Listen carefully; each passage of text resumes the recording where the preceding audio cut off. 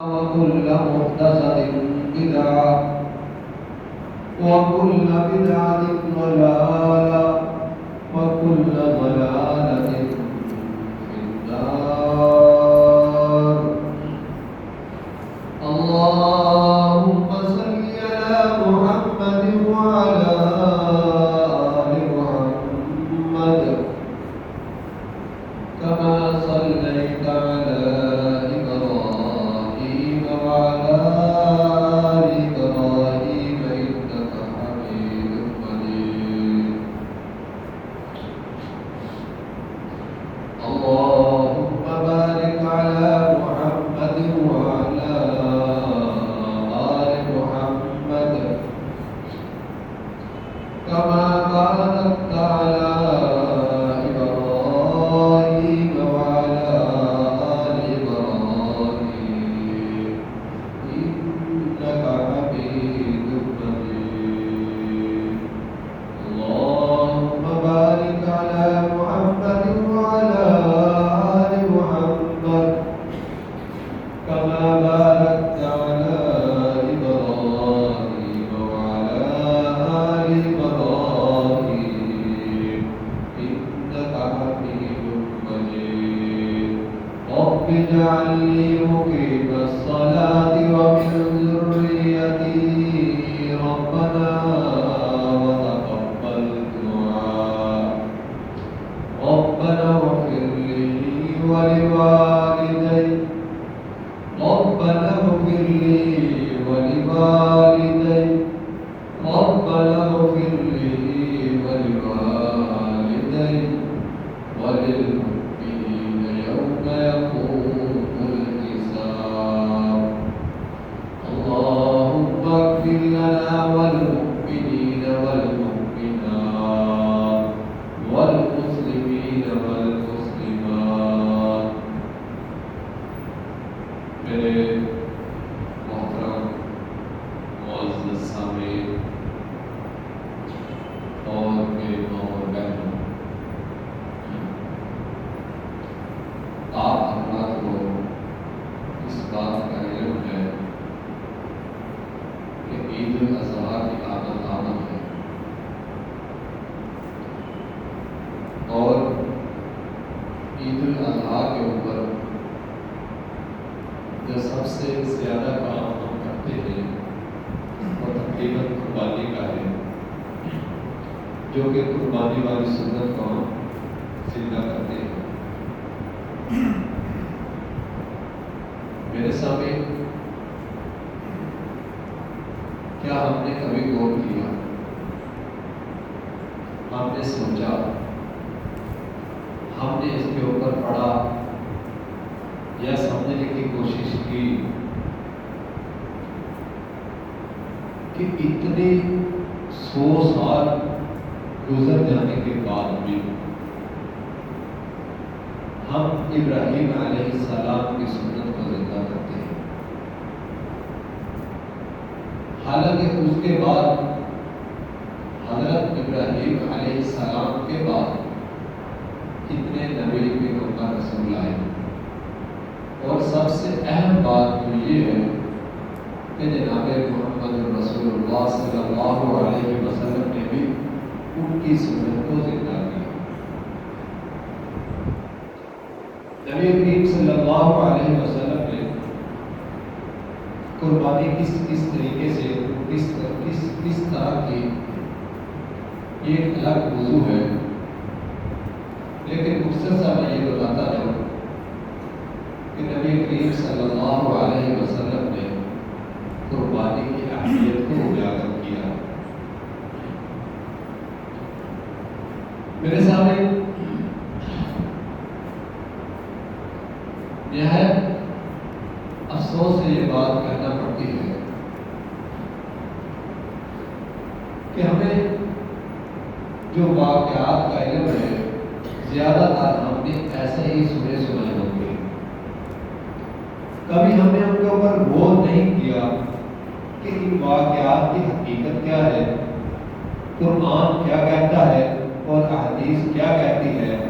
اگر یہ واقعات قرآن اور حدیث کی روح سے ٹھیک ہیں جس کا مجھے علم ہے تو وہ ٹھیک ہے، لیکن ہم میں سے اکثریت اس بات کی زیادہ عمل کرتی ہوئی نظر آتی ہے کہ ہم نے خالی واقعات سنائے اور بس اس کے اوپر ہی اتنا ہی واقعہ سنا اور پھر کانوں سے چلا گیا، سننے کے بعد درگزر ہم اس سے ہو گئے۔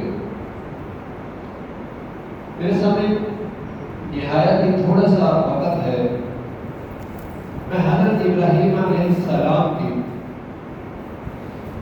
سیرت کو اشارتاً قرآن مجید کی روح سے آپ حضرات کے سامنے رکھنا چاہتا ہوں، جس سے ہمیں اس بات کا اندازہ ہو جائے کہ جس دین کے اوپر ہم عمل کرتے ہیں یہ دین زیادہ تر حضرت ابراہیم علیہ السلام کی ملت ہے۔ اب اس کی اتنی وجہ کیا ہے، اس کے پیچھے ریزن کیا ہے کہ اللہ رب العزت کی ذات کو ان کی ایک ایک ادا اتنی زیادہ پسند تھی کہ آنے والے ان کے بعد جتنے بھی نبی آئے، ان کے بعد جتنے بھی نبی آئے، ان کو اللہ رب العزت نے اس بات کا حکم دیا کہ تم نے یہ کام کرنے ہیں جو ابراہیم علیہ السلام نے کیے تھے۔ میرے سامنے قرآن مجید کے اندر اللہ رب العزت کی ذات نے 25 سورتوں کے اندر حضرت ابراہیم علیہ السلام کا ذکر کیا۔ تو میرے سامنے صرف یہی نہیں بلکہ ایک پوری کی پوری سورت ابراہیم علیہ السلام کے نام سے قرآن کے اندر موجود ہے، اور اس کے علاوہ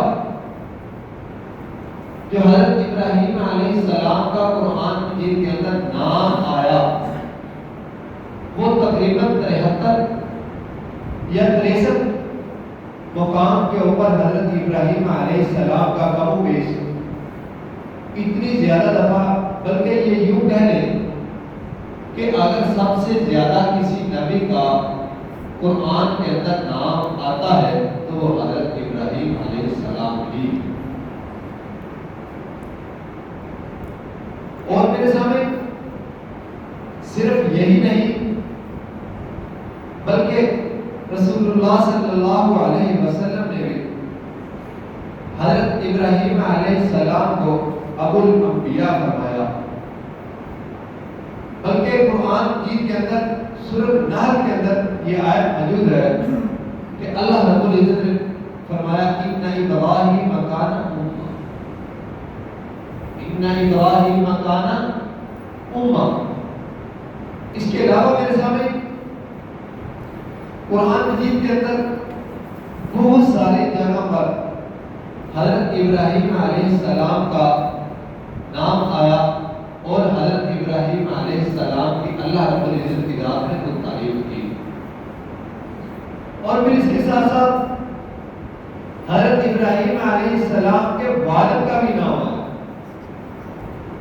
حالانکہ اگر ہم قرآن کو باغور پڑھیں تو ہمیں قرآن کے اندر نبیوں کے نام تو ملتے ہیں لیکن ان کے والدین کے نام نہیں ملتے۔ تو یہاں پہ حضرت ابراہیم علیہ السلام کے والد کا بھی اللہ رب العزت نے قرآن مجید کے اندر ذکر کیا، وہ اس طریقے سے کہ وَإِذْ قَالَ إِبْرَاهِيمُ لِأَبِيهِ آزَرَ۔ تو میرے سامنے اور اگر اس سے چلے آگے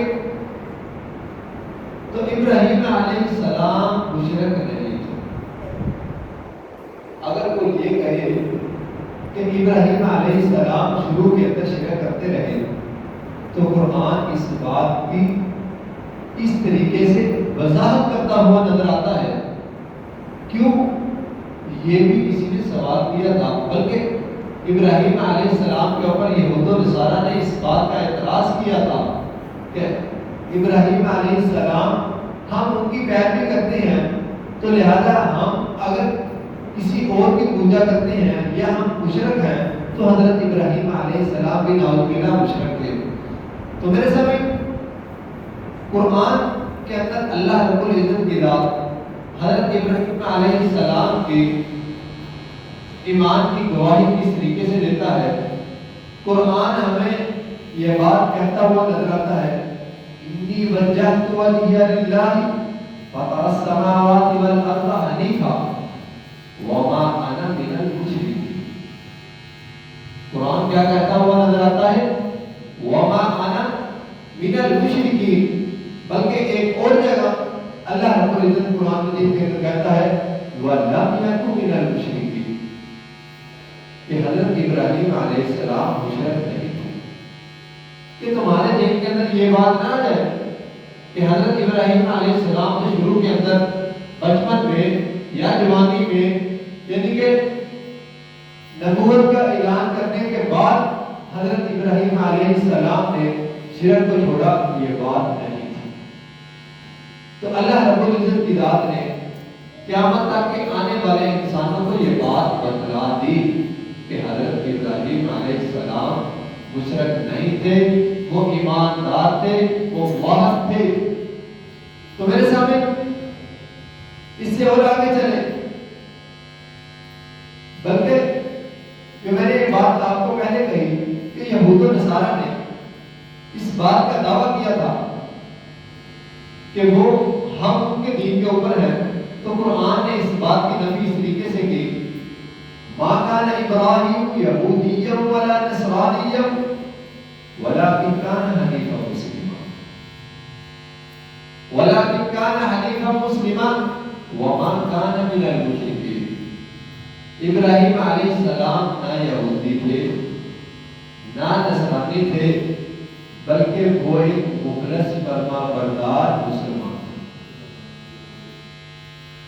اور آگے اللہ رب العزت نے فرما دیا وما کان من المشرکین، وہ مشرک بھی نہیں تھے۔ تو میرے سامنے اس سے اور آگے چلے، قرآن مجید کے اندر اللہ رب العزت حضرت ابراہیم علیہ السلام کی تعریف اس طریقے سے کرتا ہوا بھی نظر آتا ہے، انہو کان صدیقا نبیا۔ اور ایک جگہ اللہ رب العزت قرآن مجید کے اندر حضرت ابراہیم علیہ السلام کے بارے میں ایسے بھی کہتا ہوا نظر آتا ہے، ان ابراہیم لأواہ حلیم۔ اور ایک جگہ یہ بھی کہا واتخذ اللہ ابراہیم خلیلا۔ میرے سامنے اس پوائنٹ کے اوپر ذرا غور کرنے کی بات یہ ہے کہ اللہ رب العزت کی ذات نے حضرت ابراہیم علیہ السلام کو اپنا خلیل کہا، اپنا دوست کہا۔ اس کے پیچھے وجہ کیا تھی کہ اللہ رب العزت کی ذات نے حضرت ابراہیم علیہ السلام کو اپنا دوست کہا، اپنا خلیل کہا اور اپنا خلیل بنایا۔ تو میرے سامنے اس سے آگے قرآن مجید کے اندر حضرت ابراہیم علیہ السلام کی سیرت قرآن ہمیں کیسے ہمارے سامنے رکھتا ہے، تو ایک جگہ قرآن یہ بات کہتا ہوا بھی نظر آتا ہے وَلَقَدْ آتَيْنَا إِبْرَاهِيمَ رُشْدَهُ مِنْ قَبْلُ وَكُنَّا بِهِ عَالِمِينَ۔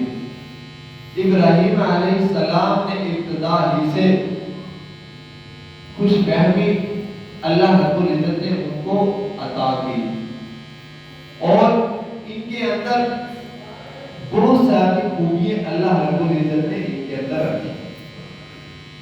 تو میرے سامنے ابراہیم علیہ السلام کے اوپر کتابیں بھی نازل ہوئی جو کہ قرآن ہمیں اس بات یہ بات کہتا ہوا نظر آتا ہے صحف ابراہیم و موسیٰ، صحیفے اللہ رب العزت نے حضرت ابراہیم علیہ السلام کے اوپر بھی نازل کیے۔ تو میرے سامنے میں نے ایک آیت سب سے پہلے جو آپ حضرات کے سامنے تلاوت کی، اس کے اندر میں نے یہ یہ قرآن کا یہ حکم آپ حضرات کے سامنے رکھا وَإِذِ ابْتَلَىٰ إِبْرَاهِيمَ رَبُّهُ بِكَلِمَاتٍ فَأَتَمَّهُنَّ قَالَ إِنِّي جَاعِلُكَ لِلنَّاسِ إِمَامًا۔ اللہ رب العزت فرماتا ہے اس آیت کا مفہوم یہ ہے کہ میں نے اپنے پیارے پیغمبر کو امتحانوں کے اندر ڈالا، امتحانات لیے، لیکن وہ ان کے اندر 100% کامیاب ہوا۔ تو اللہ رب العزت نے پھر اسی آیت کے اندر ہمیں جواب بھی دے دیا کہ میں نے ابراہیم علیہ السلام کو قال انی جاعلک للناس اماما، لوگوں کے لیے مجھ کو امام ہے۔ تو میرے سامنے اس کے علاوہ رسول اللہ صلی اللہ علیہ وسلم کی زبان مبارک سے قرآن مجید کی یہ آیت بھی آپ حضرات اس کے اوپر ذرا غور کر لیں کہ نبی کریم صلی اللہ علیہ وسلم نے فرمایا قرآن کی آیت قل اننی ہدانی ربی الی صراط مستقیم دینا قیما ملت ابراہیم حنیفا۔ تو میرے سامنے یہ وہ آیات ہیں کہ جن کی تشریح کرنے کی بھی ضرورت نہیں، اور اتنی سادی سی اور صاف صاف آیت موجود ہے کہ نبی کریم صلی اللہ علیہ وسلم یہ بات کہتے ہوئے قرآن کے روح سے نظر آتے ہیں قل اننی ہدانی ربی الی صراط مستقیم دینا قیما ملت ابراہیم حنیفا۔ آپ فرما دیجیے یقیناً مجھ کو تو میرے رب نے سیدھی راہ بتلا دی، وہ ایک صحیح دین جو ملت ابراہیمی ہے۔ تو میرے سامنے اس کے علاوہ اور بھی قرآن مجید کے اندر اللہ رب العزت کی ذات نے ابراہیم علیہ السلام کی تعریف کو بیان کیا، ابراہیم علیہ السلام کی شان کو بیان کیا۔ ایک جگہ اللہ رب العزت نے فرمایا ثم اوحینا الیک ان اتبع ملت ابراہیم حنیفا۔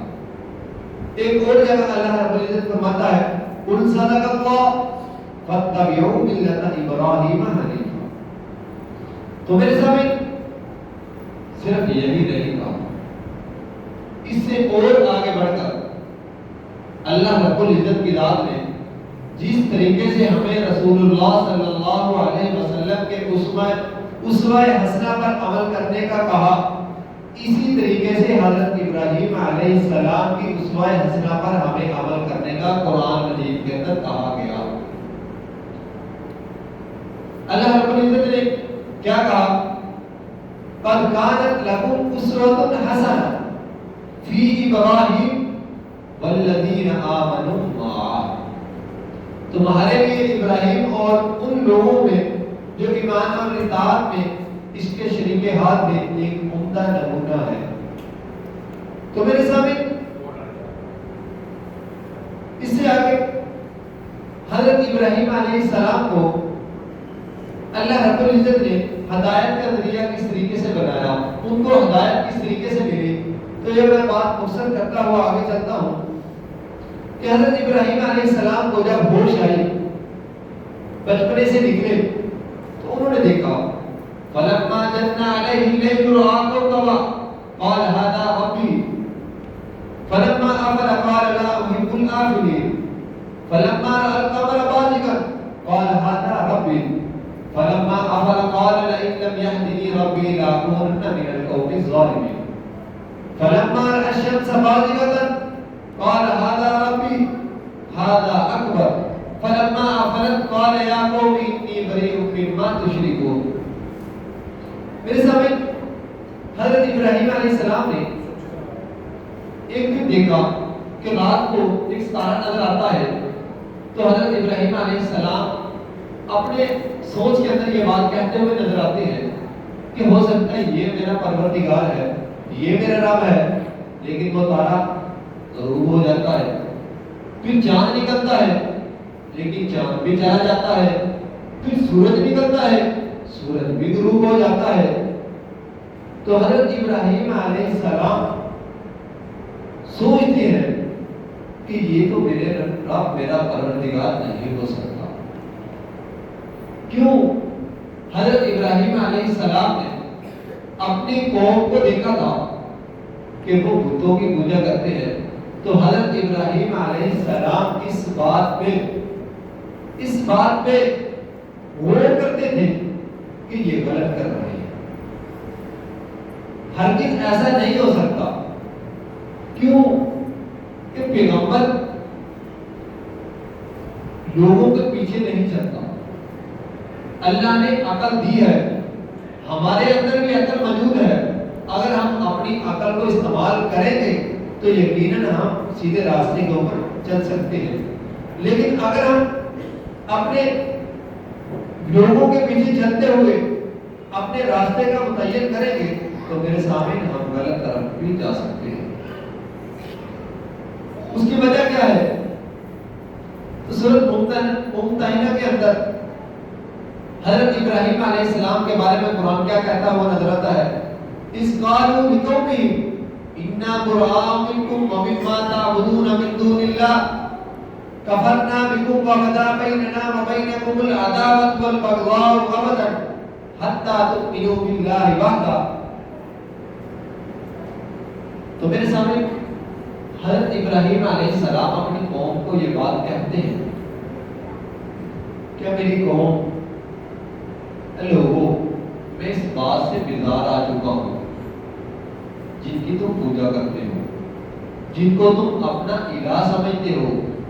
مجھے آپ سے تمہارے سے سخت نفرت ہے. کیوں؟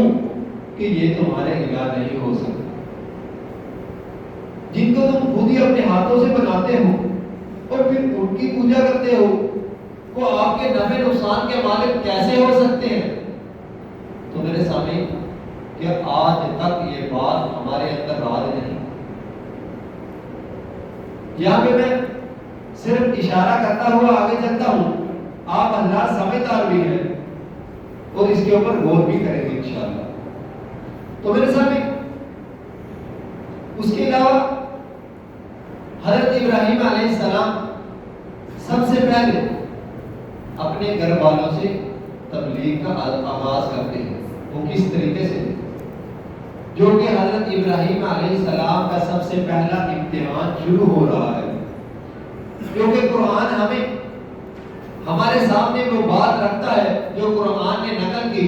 اللہ رب العزت نے قیامت تک کے آنے والے انسانوں کے لیے یہ بات رکھنی ہے. حضرت ابراہیم علیہ السلام سب سے پہلے جس بات کی دعوت دیتے ہیں وہ اس طریقے سے کہتے ہیں اِذْ قَالَ لِأَبِيهِ وَقَوْمِهِ، اپنے باپ کو بھی اور اپنی قوم کو بھی. مَا هَٰذِهِ التَّمَاثِيلُ الَّتِي أَنتُمْ لَهَا عَاكِفُونَ. اور جب ابراہیم علیہ السلام نے اپنے والد اور اپنے قوم سے کہا کہ یہ مورتیاں تم جن کی عبادت کرتے ہو یہ غلط بات ہے، سمجھ جاؤ. اس کے علاوہ ایک اور جگہ قرآن یہی نقشہ ہمارے سامنے رکھتا ہے. اِذْ قَالَ لِأَبِيهِ وَقَوْمِهِ مَاذَا تَعْبُدُونَ. ابراہیم علیہ السلام پھر وہی بات اپنے باپ کو کہتے ہیں. ایک اور جگہ قرآن ہمارے سامنے یہی نقشہ پھر رکھتا ہے. اِذْ قَالَ لِأَبِيهِ يَا أَبَتِ لِمَ تَعْبُدُ. اے میرے باپ تم ایسی چیزوں کی عبادت نہ کرو. غور کرو کہ حضرت ابراہیم علیہ السلام اپنے باپ سے کس طریقے سے پیش آ رہے ہیں اور کتنی پیار سے کتنی محبت سے کہ اللہ رب العزت کو بھی ان کا وہ انداز اچھا لگا جو کہ قرآن کے اندر ہمارے لیے بھی نمونہ بنا ہے. تو میرے سامنے ایک اور جگہ وَإِذْ قَالَ إِبْرَاهِيمُ لِأَبِيهِ اپنے باپ سے کہتے ہوئے نظر آتے ہیں. اِذْ قَالَ لِأَبِيهِ يَا أَبَتِ لِمَ تَعْبُدُ مَا لَا يَسْمَعُ وَلَا يُبْصِرُ وَلَا يُغْنِي عَنكَ شَيْئًا يَا أَبَتِ إِنِّي قَدْ جَاءَنِي مِنَ الْعِلْمِ مَا لَمْ يَأْتِكَ فَاتَّبِعْنِي أَهْدِكَ صِرَاطًا سَوِيًّا يَا أَبَتِ لَا تَعْبُدِ الشَّيْطَانَ إِنَّ الشَّيْطَانَ كَانَ لِلرَّحْمَٰنِ عَصِيًّا. تو میرے سامنے یہ سورۃ مریم کی آیت نمبر تقریباً 44 ہے. یا 42 ان کی غور مطالعہ کر سکتے ہیں. ان آیتوں کا مفہوم یہ ہے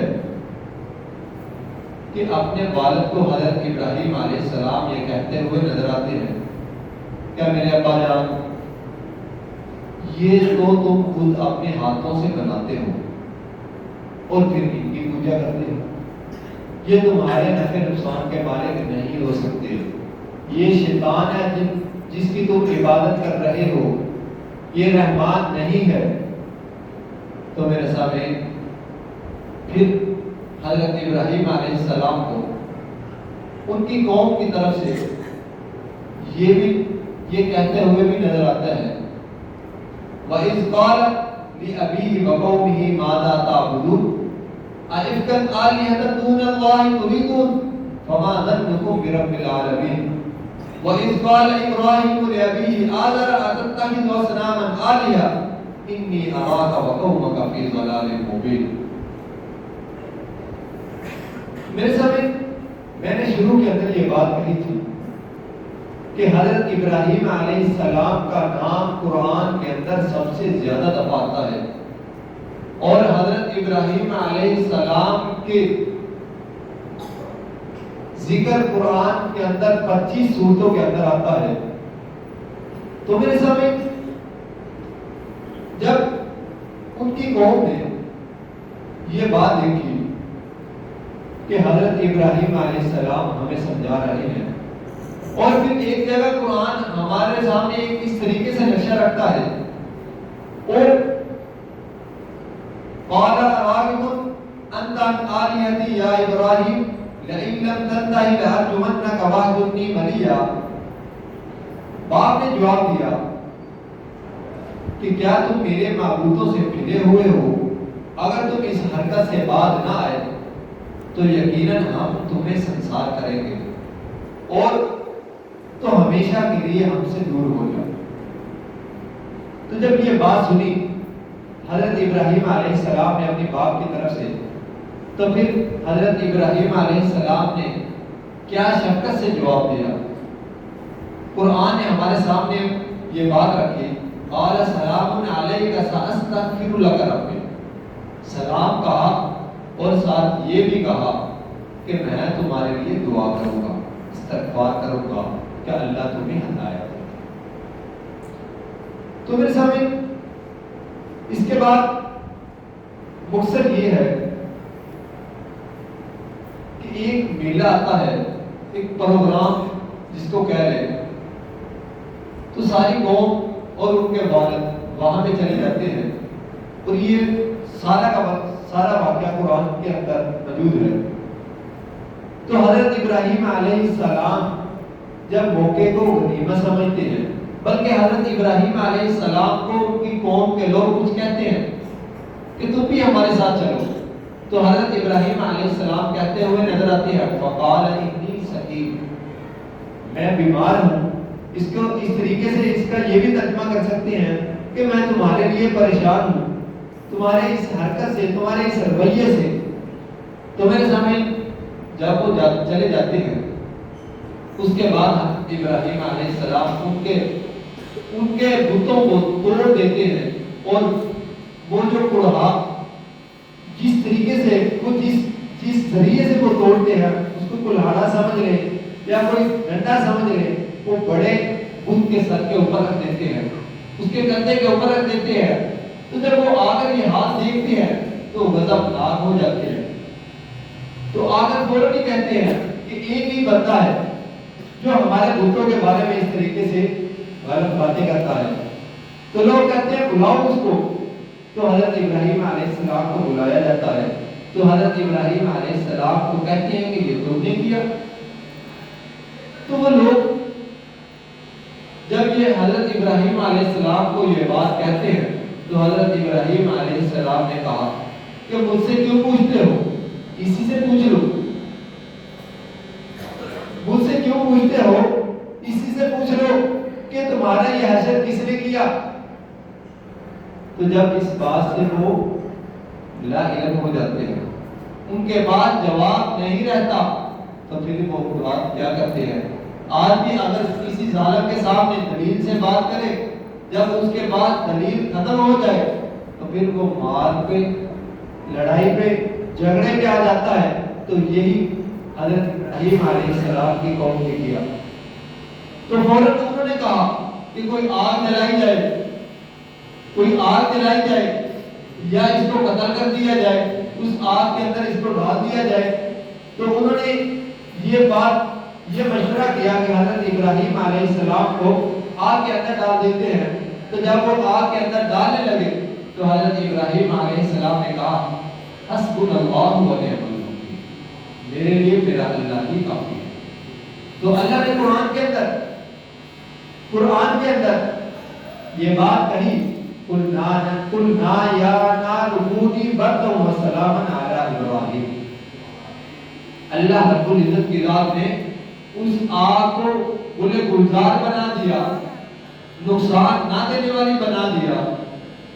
تو میرے سامنے پھر حضرت ابراہیم علیہ السلام اپنی قوم سے چلے گئے، وہاں سے چلے گئے، اور پھر اس کے بعد حضرت ابراہیم علیہ السلام نے اپنے لیے بیٹے کی دعا کی۔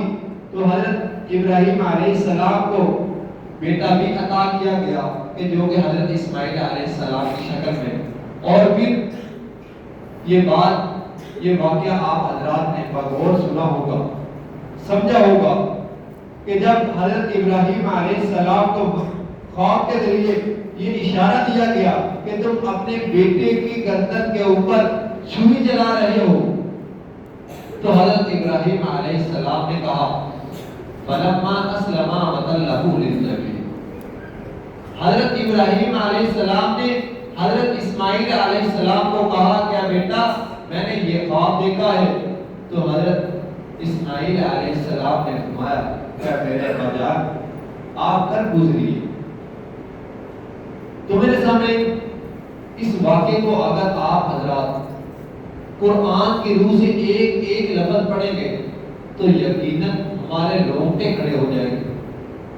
آج ہمارے لیے قربانی دینا آسان ہے، قربانی کے جانور کے گلے کے اوپر چھری چلانا آسان ہے، لیکن اگر ہم کہیں کہ اللہ نے یہ بھی کہا ہے کہ جھوٹ کو بھی چھوڑ دو، غیبت کو بھی چھوڑ دو، دوسروں کے معاملات میں ٹانگ اڑانے بھی چھوڑ دو، اس بات کی ہم قربانی نہیں دے سکتے۔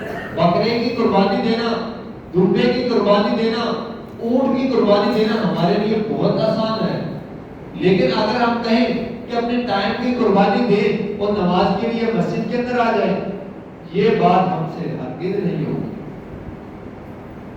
میرے سامنے جتنے بھی انبیاء رسول گزرے ان کی زندگی کو اللہ رب العزت کی ذات نے اگر ہمارے لیے نمونہ بنایا تو یہی بنایا کہ تم بھی اپنی زندگی کو، اپنے طریقوں کو، اپنے رویوں کو اس طریقے